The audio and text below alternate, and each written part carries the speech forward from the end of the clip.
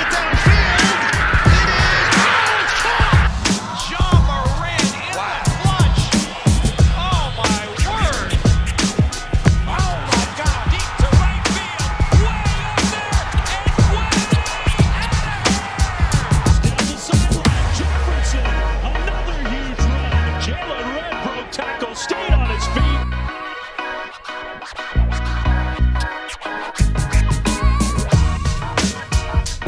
Welcome back, everybody, to another episode of Blake's Take, and it is here. The 2021 NBA Play-In Tournament is upon us, and many stars showed up and competed their tails off to get the wins for their teams.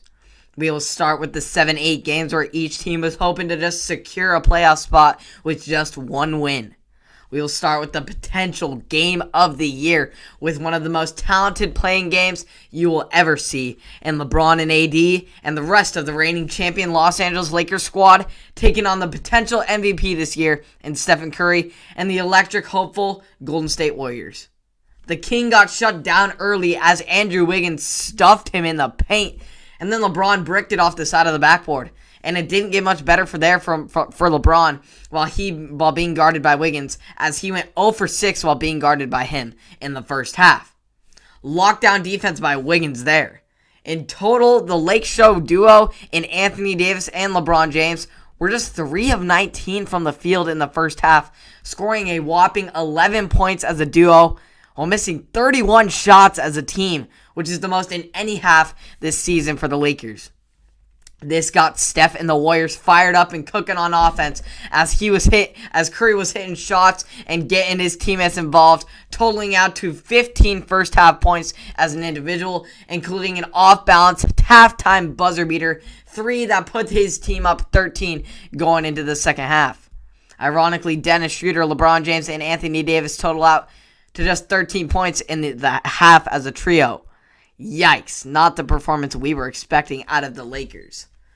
But they picked it up and came out hot in the third as they opened it up on a 14-2 run, half of which came by Schroeder himself, who scored 7 to cut the deficit to just 1 point. But here comes Curry leading the Warriors right back on a 15-4 run to just spawn with momentum of their own, stretching the lead out to 12 once again. Now King James took charge and led his team on a 17-7 run in which he was setting everyone up in all spots of the court, filled with exciting transition plays and big-time three-point shots. Here we go now to just 2 minutes left in the game where LeBron went up for a bucket at the rim, but he was knocked off of his feet by Draymond Green, who actually ended up poking James in the eye. James got fixed up during a timeout and then came right back to try and get the win and try and tie up the game with a minute to go. KCP dishes it out to LeBron, who pulled up from 34 with confidence and let it fall. Braun said after the post-game that one shot was he saw 3 rims and just decided to shoot at the middle one. Just an incredible shot there that we normally don't see out of guys like LeBron, but it is LeBron James, of course. Now with just 2 seconds left, the Warriors have one last chance to send this one into OT. They look for Curry, but Anthony Davis knocks it away, and the Warriors come up short and will have to try and duel it out with the Grizzlies once again for a do-or-die playoff spot. As for the Lakers, they clinch the 7th seed, which means they will take on the Suns in the opening round of this year's playoffs. Congrats to the Lakers on a very hard-fought game and impressive performance by the Warriors, keeping themselves in it, and you always got a chance with Stephen Curry. Now we head to the East. It was a battle of familiar foes as the Washington Wizards headed to Boston to take on Jason Tatum, who was holding this Boston team together with the loss of Jaylen Brown. The Celtics were good from 3 in the first half as they went 5 for 10 from beyond the arc, while the Wizards didn't hit any threes, which gave the Celtics the slight 6-point edge heading into the second. Bradley Beal came in alive in the second and started to get his groove on, got going when his teammates came off the bench and fulfilled their role right behind him, outscoring the Celtics bench 22-6. But Jason Tatum kept his team in it with his 18 first half points to keep it just a one-score game going into halftime. Tatum and his fellow star teammate Kemba Walker locked in at the start of the third and tried to put this one to rest, going on a 17-2 run by themselves. But Tatum didn't stop there, as they would go on to score 23 points in the third quarter, while the entire Wizards squad had just 26.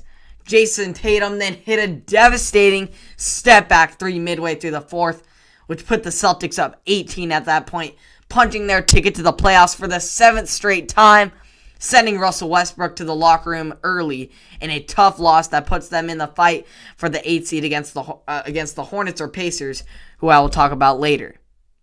In the 9-10 games, speaking of those Pacers, they blew out those Hornets 144-117, ending the Hornets' amazing highlight reel season filled with LaMelo Ball Rookie of the Year campaign and Miles Bridges unreal dunks. And of course, the Hornets announcer, that was amazing. So, great season for the Hornets. Unfortunate that they had to end it that way, but it's going to be a fun team when they're more experienced, and I had a lot of fun watching them in the regular season this year. So this left the Pacers taking on the Wizards, who I mentioned to you earlier, just last there, that Jason Tatum, they lost to Jason Tatum and the Celtics. So Domantas Sabonis for the Pacers was keeping the Pacers in it, being the floor general and getting everyone involved, as he ended up finishing with a triple-double in this one. But here comes the triple-double king in Russell Westbrook, getting himself and teammates going on a 16-0 run to open up the second quarter, and Russ kept it going as he nearly finished with a triple-double in the first half alone, outscoring the Pacers 36-23 in the second quarter. The third quarter was more domination by the Wizards. This time it was led by Westbrook's teammate and runner-up scoring champ, Bradley Beal, who contributed 25 points in just 3 quarters of play, as there was no need to play the fourth, with the Wizards giving the Pacers a taste of their own medicine, hitting them a blowout loss and waving them goodbye while they punched their ticket to the postseason after a revived regular season, finishing on a 17-6 run and snatching that 8th seed against the Sixers. Now for another high anticipation playing game with the Grizzlies and the Warriors. Squaring it off just less than a week ago, they faced off in the regular season finale where Steph Curry came in clutch. So we'll have to see if Ja Morant will get his revenge or Curry will put this to rest. Ja Morant and the Grizzlies came out on fire with that gut check, with no fear of the Warriors and definitely no signs of backing down from the challenge, with hard-fought Morant and the rest of the Grizzlies squad going a perfect 7 for 7 from the field to start the game, putting his team up 10. But the Warriors punched right back with a putback dump from Juan Toscano Anderson to spark the start of a 20-8 run by the Warriors, in which Stephen Curry closed out the final minutes of the quarter with 12 points by himself.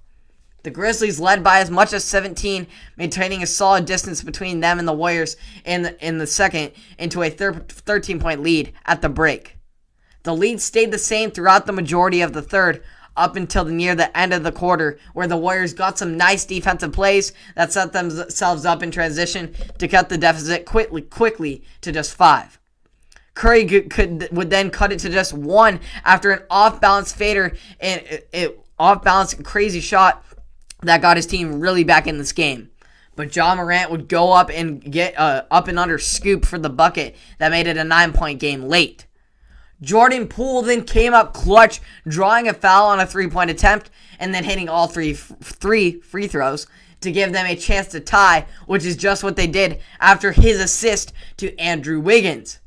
Draymond Green would get a good look floater in the lane for the win, but it would bounce off the side left of the backboard, and this sent this playoff spot challenge to OT. It was a tight game within 1 point, actually, until Ja Morant came in clutch with 2 big-time buckets in the lane, spinning left and right to put this one to rest, as they send this fun Warriors squad into the offseason, while the Grizzlies and Ja Morant become the youngest team to advance to the playoffs in the last 10 seasons. So the playoff picture is officially set. In the West, we have the Jazz and the Grizz, Suns versus Lakers, Nuggets versus Blazers, and Clippers versus Mavs. In the East, we got Sixers versus Wizards, Nets versus Celtics, Bucks versus Heat, and Knicks versus Hawks. It's going to be a heck of a postseason full of excitement and thrillers. I look forward to watching and reporting on all the action. You can catch it all on Apple Podcasts, Spotify, and or YouTube. Hope you all enjoyed. If you're a Warriors fan like I am, this is a tough pill to swallow. But Curry and Clay will be back next season, so that should be scary. But this will be an entertaining postseason. Hopefully everyone can stay healthy so we can get the best entertainment possible. Hope you all enjoyed. I'll catch you all in the next episode.